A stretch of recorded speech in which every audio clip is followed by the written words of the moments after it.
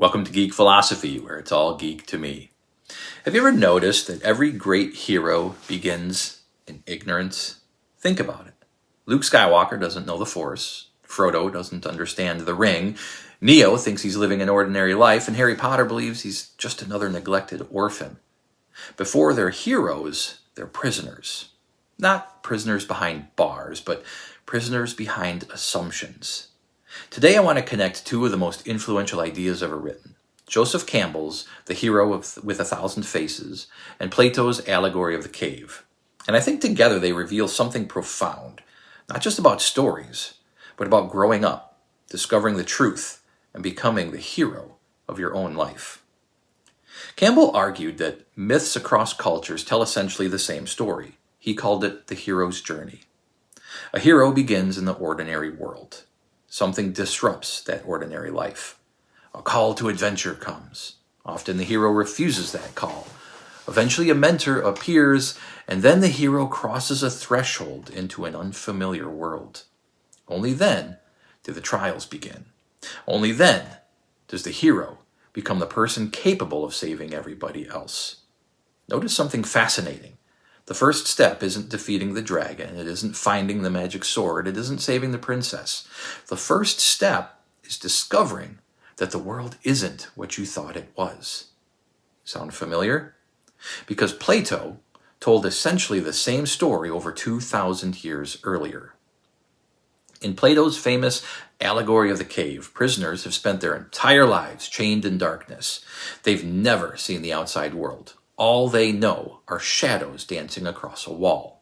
To them, the shadows aren't representations of reality, they are reality. Then one prisoner is set free. At first, the light hurts. Truth is painful. Reality is confusing. Everything he believed turns out to be incomplete. But eventually he sees the sun. He sees the trees. He sees colors. He discovers that reality is infinitely richer than the shadows he once mistook for truth. And here's the tragic part. When he returns to the cave to free the others, they reject him. Sometimes people don't hate the truth because it's fake. They hate it because it's unfamiliar, uncomfortable. Campbell's hero and Plato's escaped prisoner are remarkably similar. Neither begins with wisdom, neither begins with courage, neither begins with power.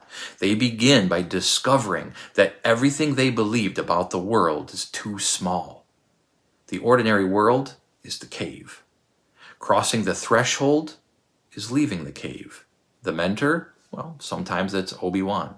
Sometimes it's Gandalf. Sometimes Morpheus or Dumbledore. Sometimes it's a philosopher or it's a teacher. And sometimes it's simply suffering. Because suffering has a remarkable way of introducing us to realities we never wanted to believe existed. But here's what fascinates me most. We often think becoming an adult means losing magic.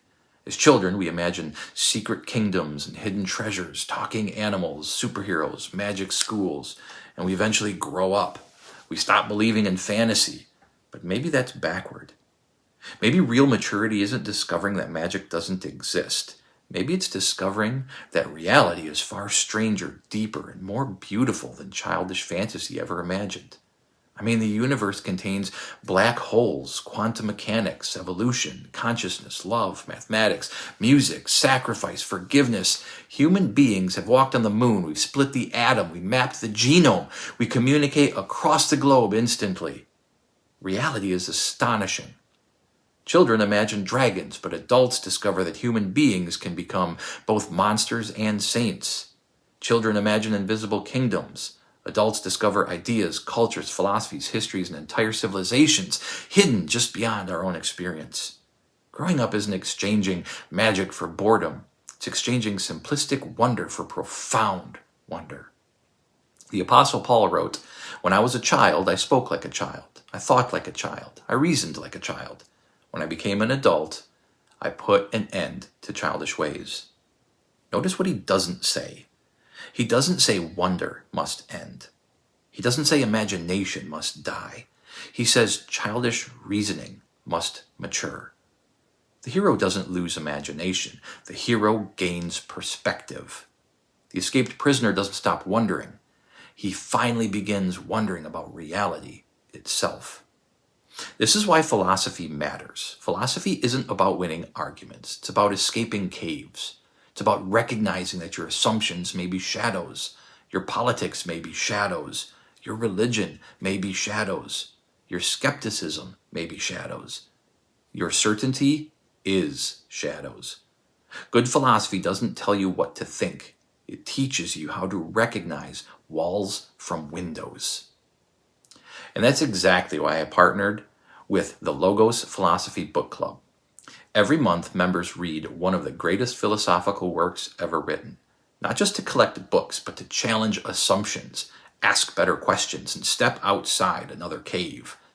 If you've ever wanted to read the classics but didn't know where to begin, this is one of the best ways I've found to do it. You get a carefully selected philosophy title each month. And by using my affiliate link in the description and the promo code Jeremy, you'll support both your own philosophical journey and this channel at the same time. Heroes need mentors. Think of the book club as one more wise guide waiting at the edge of that threshold. Sign up today using the link in the description, and don't forget to use the promo code Jeremy. Here's the beautiful irony. Neither Campbell nor Plato promises comfort. Leaving the cave hurts. Crossing the threshold is frightening. Every genuine adventure begins with uncertainty. But staying in the cave costs more. The greatest tragedy isn't failing the adventure. It's never accepting the call. Because every time we choose comfort over curiosity, certainty over wisdom, echo chambers over conversation, shadows over sunlight, we chain ourselves again to the cave. Maybe that's why these stories never grow old. Whether it's Superman leaving Krypton, Batman leaving the innocence of childhood, the Fellowship leaving the Shire, or Miles Morales discovering he's Spider-Man, or Neo taking the red pill, they're really telling one story, your story. At some point, life asks each of us the same question. Will you remain in the cave? Or will you step into a world that's bigger, brighter, more dangerous, but infinitely more real? The hero isn't the strongest person. The hero is the one willing to leave the shadows. So, whatever cave you're sitting in today, whatever assumptions you've never questioned, whatever fear keeps you from crossing that threshold, remember this: every hero begins in darkness. Every philosopher begins with questions. And every meaningful life begins the moment someone dares to walk toward the light. This has been Geek Philosophy, where it's all geek to me. And until next time, don't just watch, think.